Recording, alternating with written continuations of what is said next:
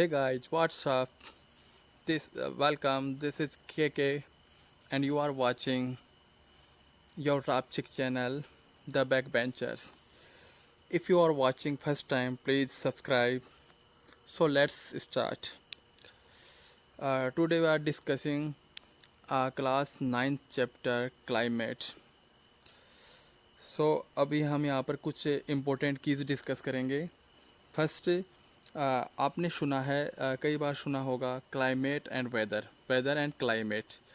सुनने में दोनों चीज़ सेम सी लगती हैं, बट इसमें काफ़ी डिफरेंस होता है. तो हम देखते हैं कि इनमें क्या डिफरेंस है.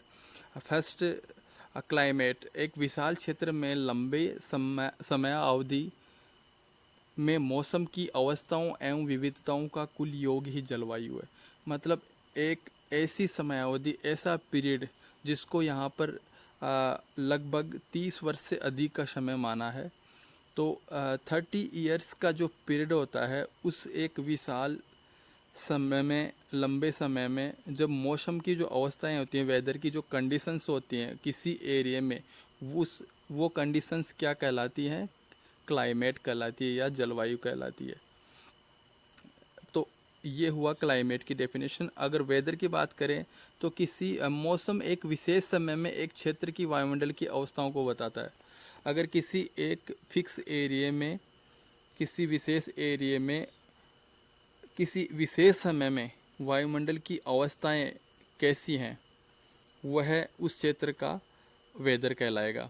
जैसे हम समाचार चैनल में देखते हैं कि एक छोटे से अवधि होती है 24 घंटे की, या फिर कल के समय के बारे में बताएंगे कि टुमारो वेदर रिपोर्ट्स, तो बोलते हैं कि कल का कैसा मौसम रहेगा. ऐसे क्रिकेट मैच वगैरह में भी हम बोलते हैं कि कल के क्रिकेट मैच के अंदर बारिश का मौसम रहेगा, या सनी रहेगा, या रेनी रहेगा. तो एक छोटा पीरियड होता है, उसके लिए हम कौन सी टर्म्स यूज़ करते हैं? वेदर.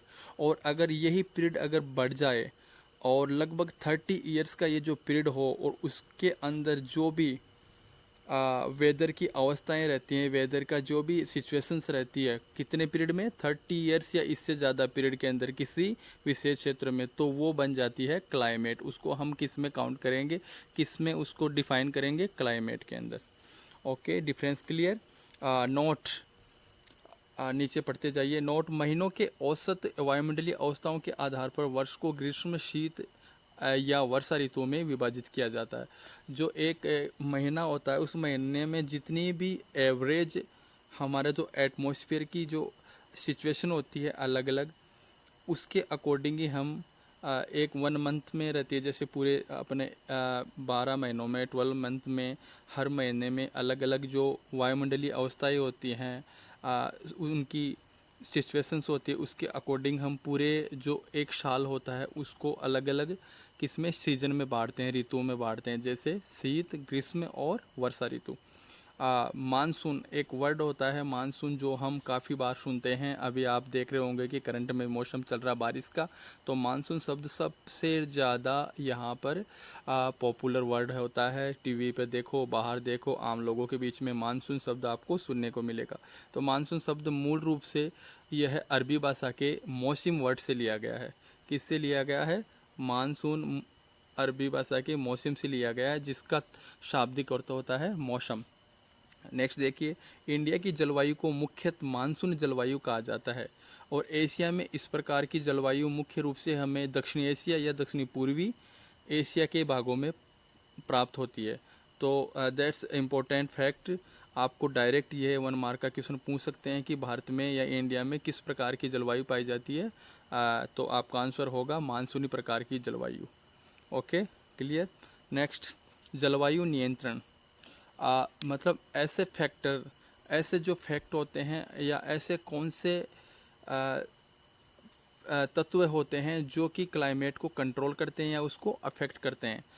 Very important. ये आपके एग्ज़ाम के कंसर्न काफ़ी इंपॉर्टेंट रहेगा, तो थोड़ा ध्यान से सुनिएगा. तो जलवायु को नियंत्रण करने वाले कारकों में सबसे पहले बात करते हैं हम लैटीट्यूड की. लैटीट्यूड एक इंग्लिश का वर्ड है, जिसको हम हिंदी में बोलेंगे अक्षांश. दूसरा है एल्टीट्यूड, जिसको हिंदी में बोलते हैं तुंगता या ऊंचाई. थर्ड है डिस्टेंस फ्रॉम सी, यानी समुद्र से दूरी. और उसके बाद में फोर्थ है ओशियन करंट, महासागरीय धाराएं।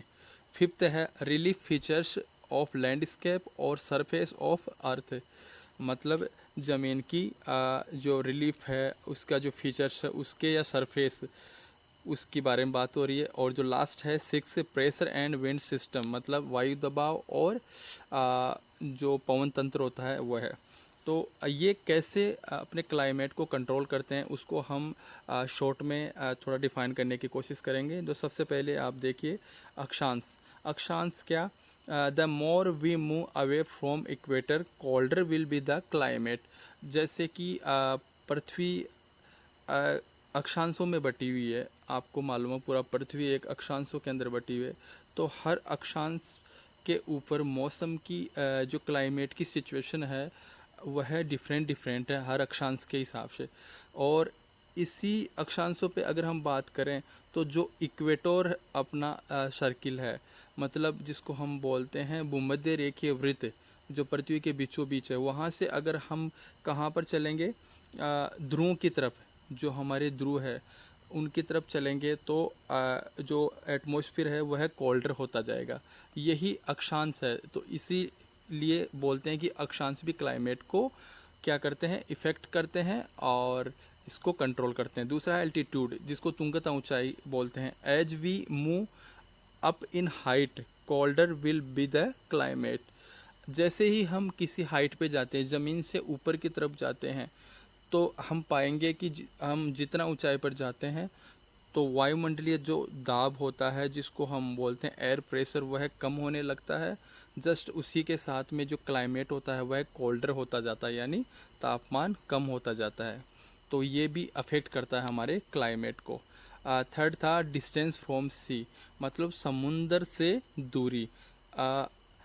जैसे ही the more a place for sea the more extreme climate condition it will have, यानी आप जितना समुद्र से दूर जाते जाएंगे उतनी ही जो क्लाइमेट की कंडीशन होती है वह क्या हो जाएगी, एक्सट्रीम हो जाएगी, यानी वह तीव्र हो जाएगी। तीव्र से मतलब है कि हम अगर समुद्र से थोड़ा आगे जाएंगे तो वहाँ और भी ज़्यादा दूर जाएंगे तो वहाँ पर कंडीशन हो जाएंगी कि वहाँ पर अत्यधिक आपको गर्मी मिलेगी गर्मी के टाइम में, और सर्दी के टाइम में अत्यधिक सर्दी मिलेगी, यानी जो मौसम होता है वह काफ़ी एक्सट्रीम हो जाएगा, यानी कष्टदायक हो जाता है।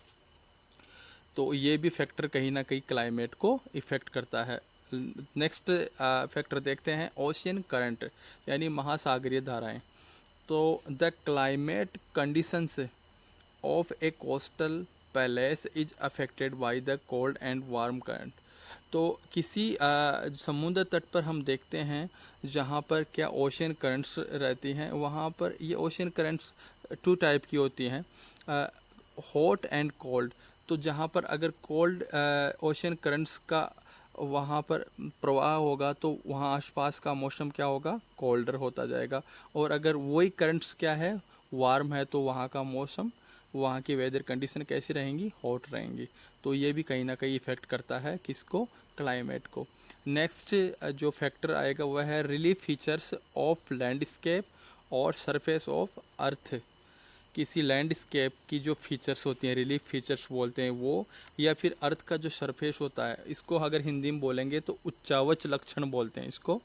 Landscape like high mountain act as barrier for cold और हॉट। यस, आप देखोगे कि पहाड़ी क्षेत्रों में क्या देखोगे, अगर हाइट पे आप जाएंगे तो वहाँ पर थोड़ा टेम्परेचर कम मिलेगा, थोड़ा हाइट पे जाते हैं। जैसे हम पहाड़ी के नीचे की तरफ जाते हैं तो वहाँ पर मौसम कैसा, कोल्ड होता जाता है।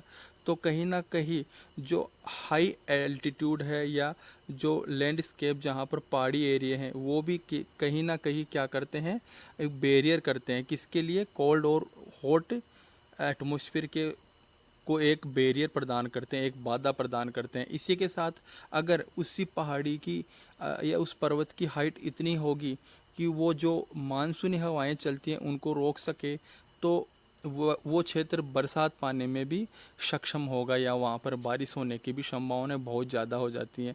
स्पेशली अगर हम देखें हमारा नॉर्थ हिमालयन पार्ट से लेके पूर्वी हिमालय तक का पार्ट, जो नॉर्थ में जम्मू कश्मीर से लेके पूरा जो नॉर्थ ईस्ट के स्टेट है वहाँ तक का जो पहाड़ी एरिया है, वो यही बैरियर्स है जो क्लाइमेट को वहाँ वो कंट्रोल करते हैं।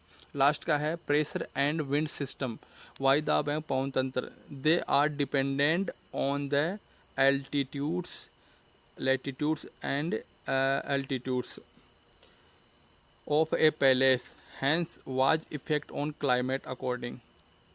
तो ये क्या करती हैं, किसी लैटिट्यूड को, वायुदाब एवं पवन तंत्र क्या होता है, जो एक किसी जगह पर